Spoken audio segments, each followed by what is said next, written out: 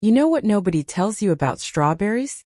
The people growing the most beautiful, the sweetest, the most abundant strawberries in their neighborhood are not doing more. They are doing less. A lot less. And today I am going to show you exactly what that looks like. Now before you think this is just another buy this product video, let me stop you right there. Everything I am going to share with you today, you can start with what you likely already have sitting around at home. Some of it might even surprise you. Stay with me until the end because I am saving the single most important tip for last.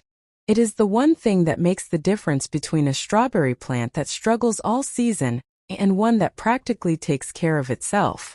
And I promise once I tell you, you will wonder why no one ever mentioned it before. Alright, let us get into it. Here is something I want you to hear before we talk about soil or watering or any of that.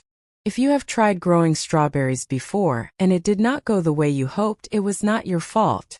Most of the advice out there was written for people with big open gardens, younger knees, and a lot of spare hours. That is not us. We are smarter than that. We want results without the backache. We want berries we can actually reach without getting down on the ground. And we want a system that works with our energy, not against it. That is exactly what the smart way to grow strawberries is all about. Now, a lot of people think strawberries need a big patch of ground. A long row in the garden. Maybe a raised bed. And yes, you can grow them that way. But here is something those big garden books never really shout about. Strawberries are one of the most flexible fruits you can grow. They do not care about the ground. They care about 4 things: sunshine, good drainage, consistent moisture, and a little bit of love. That is it. Once you understand those 4 things, you can grow strawberries almost anywhere. And for us, anywhere is a very good word. So let us talk about the smart setup first, and then we get into the growing secrets that most gardeners, even experienced ones, tend to overlook. Now I want you to close your eyes for a moment and picture your ideal strawberry setup. Are you picturing rows of plants on the ground? A big patch you have to weed and water? Forget that image. Here is a better one. Picture a tall, handsome container sitting right at the level of your hip. You walk over, you look down, you see bright red strawberries hanging there, ready for you. No bending. No kneeling. No struggling to see what is underneath the leaves. That is what we are building today. And it starts with something called vertical container growing. Now this is not some new invention. Gardeners have been doing versions of this for a long time. What makes it smart for us is that we are choosing containers and placement that put the plants exactly where we need them, at a height that is comfortable for you. Here is what works beautifully for strawberries in containers. First, the fabric grow bag. This is one of the best kept secrets in the modern garden. Fabric bags, also called grow bags, come in all sizes. For strawberries, you want something in the range of 5 to 10 gallons. They are lightweight. They breathe, which means the roots stay healthy and never get waterlogged. And you can set them on any surface: a patio, a balcony, a porch step, a garden table. The fabric itself does something magical. It actually prunes the roots as they grow. Instead of the roots circling and getting tangled the way they do in a plastic pot, the fabric encourages what is called air pruning. The roots sense the air and stop, which forces the plant to grow more roots inward. What you end up with is a plant with a denser, healthier root system and stronger growth above ground. Second, the repurposed colander. This might be sitting in your kitchen right now, and you do not even know it is a strawberry planter waiting to happen. An old metal colander, the bowl with holes in it that you drain pasta in, is an almost perfect strawberry container. The holes provide drainage. The metal warms up in the sun, which strawberries love. And the size is just right for 1 to 3 plants. Line it with a little burlap or cocoa liner if you have it. Fill with a good potting mix. Plant your strawberries. Set it on a raised surface or hang it if you have a sturdy hook. Third, the window box or long trough planter. These are wonderful because you can line them up along a railing, a fence, or the edge of a raised table. They give you a long row of strawberries without any of the ground level problems. And they are easy to water because you can reach the entire length from one position. The key with all of these containers is something simple but important. Do not use regular garden soil inside them. Garden soil compacts. It gets heavy. It drains poorly in a pot. Instead, use a potting mix that has some compost mixed in.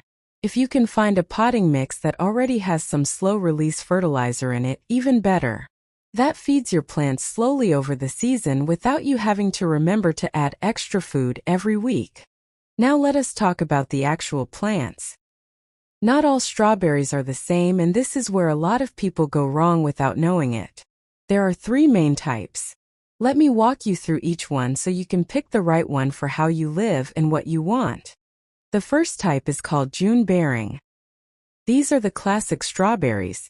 They produce one big, glorious harvest in early summer and then they are done for the year. The berries tend to be large and very sweet. If you want a big batch to make jam, to freeze, or to share with family, this is your plant.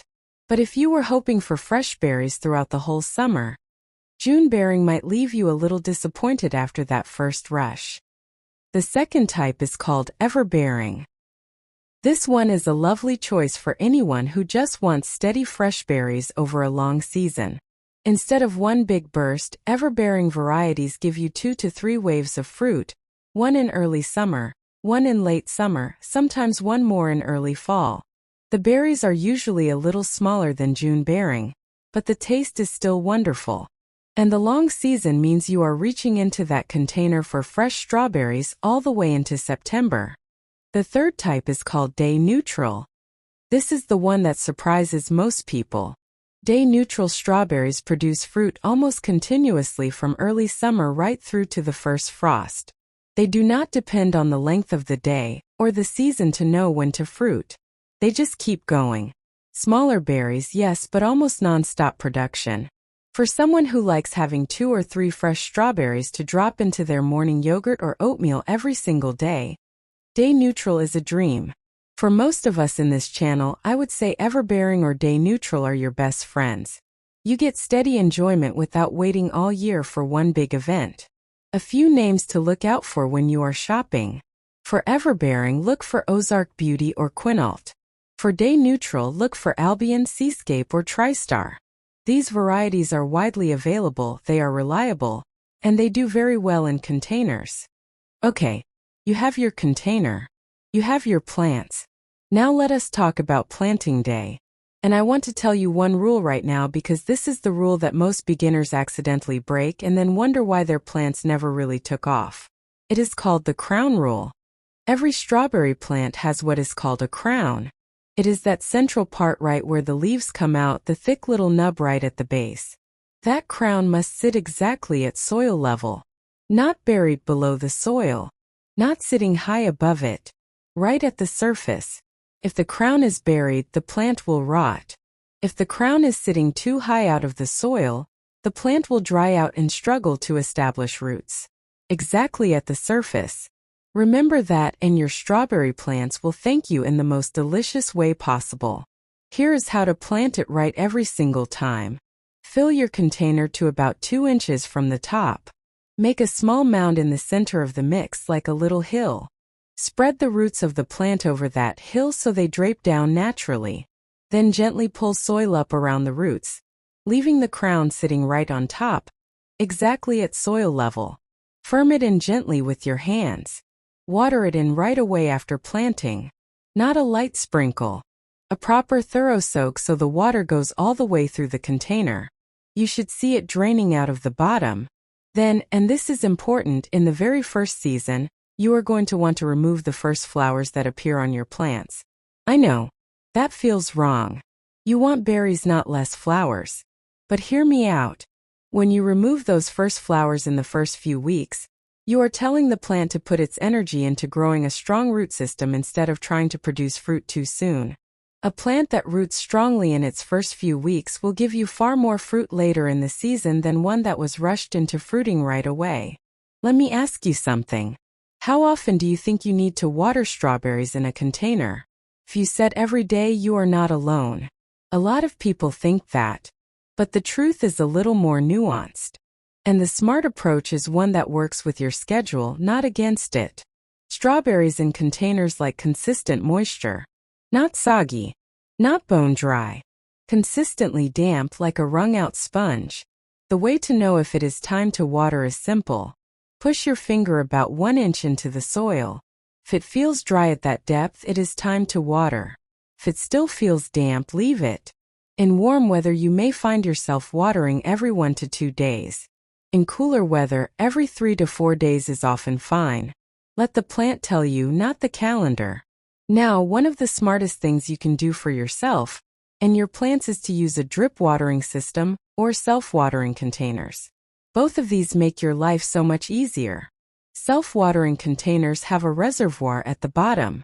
You fill the reservoir and the plant draws water up through the soil as it needs it. This means you could go away for a few days and come back to perfectly healthy plants. It also means you are never overwatering because the plant only takes what it needs. Drip systems are a little more of an investment, but once they are set up, you barely have to think about watering at all. For feeding, strawberries are not heavy feeders, but they do appreciate a boost when they are forming fruit. A tomato fertilizer works wonderfully for strawberries. Use it every 2 to 3 weeks during the growing season at half the recommended strength. That gentle, steady feeding keeps the plants producing without overwhelming them. One thing to avoid is feeding with high nitrogen fertilizer once the plants are flowering. High nitrogen makes plants grow lots of beautiful green leaves, but it actually discourages fruit production. Use a balanced or potassium-rich feed during flowering and fruiting. Here is something that I find genuinely wonderful about strawberry plants, and I think you will too. They share themselves with you. After your plant has been growing for a few weeks, you will start to notice long, thin stems growing out from the base and creeping along the surface. These are called runners. And each runner has a tiny little plant at the end of it, just waiting to take root. Now here is the smart gardener's move. You can either let those runners root into a small pot of soil that you place right next to your container, or you can snip them off entirely if you want your existing plant to focus all its energy on producing fruit. If you root the runners into a small pot, you get a brand new strawberry plant for free. Completely free. That new plant is a clone of your original, which means if you love the flavor of your strawberries this year, your new plants next year will taste exactly the same. If you are growing strawberries in limited space, snipping the runners is the better choice.